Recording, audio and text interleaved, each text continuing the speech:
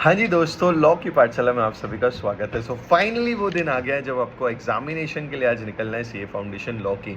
Theory subject होने के बावजूद बहुत सारे बच्चों को ये सब्जेक्ट में ना थोड़ा डर लगता था। बच्चों, आपने ना, मैं बता दूँ, बहुत मेहनत करी है और आपने ये जो मेहनत करी है इसी दिन के लिए करी है। और अगर आज के दिन हम अगर ये सोच लेंगे कि अगर ऐसा हुआ तो क्या करेंगे, वैसा हुआ तो क्या करेंगे, आप सोचो 3-4 महीने से आप लोग मेहनत कर रहे हो दोस्तों। 2 दिन से आप लोग कंटिन्यूस पढ़ाई कर रहे हो। ऐसा तो नहीं होगा कि सब कुछ दिमाग से उड़ जाएगा।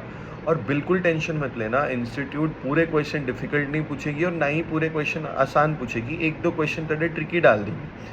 पहला जो आपने क्वेश्चन अटेम्प्ट करने का टारगेट किया 15 मिनट्स में, जो डिसाइड किया कि मैं पहले आपको ऊपर ऊपर लगा, हाँ ये वाला क्वेश्चन मैं कर लूँगा, और आपने स्टार्ट किया।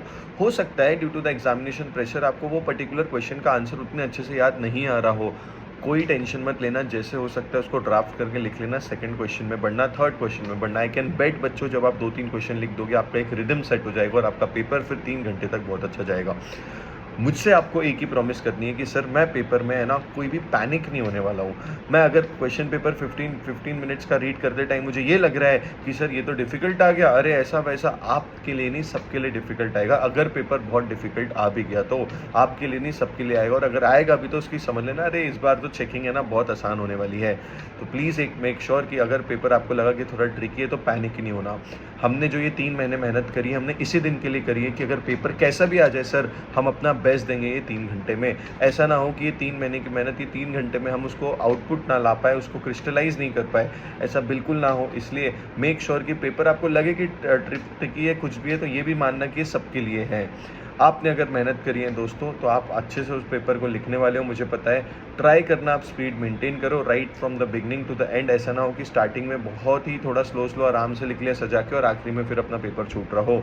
आप क्या कर सकते हो, आप अपने टाइम को 30 मिनट्स में बांट सकते हो।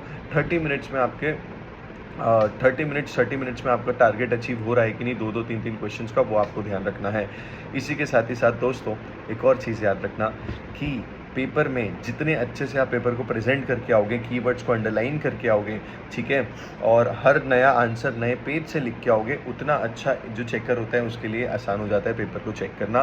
सो मेक श्योर आप ये फॉलो करो। ऑल द बेस्ट दोस्तों, मेरी पूरी विशेष आपके साथ है। मैं आप लोगों के लिए यहाँ पे दुआएं करते रहूँगा 3 घंटे की। आप आराम से पेपर रख लो। जितना जिसका काम माइंड रहेगा, जितना जिसका शांत माइंड रहेगा, उतना अच्छा उसका पेपर जाएगा। मेरी पूरी विशेष आपके साथ है। मेरे 2 काम रुक जाए चलेगा, भगवान आपका इस बार का पेपर पूरा अच्छा चले जाए, ठीक है। ऑल द बेस्ट दोस्तों। मुझे कमेंट बॉक्स में मैनिफेस्ट करके बता दो कि सर इस बार तो सीए फाउंडेशन पार होने वाला है। Bye bye, take care, all the best. और कुछ वीडियोज कुछ टाइम जो है मैंने आप लोगों के लिए शेड्यूल करे हैं। मिलते हैं, ऑल द बेस्ट।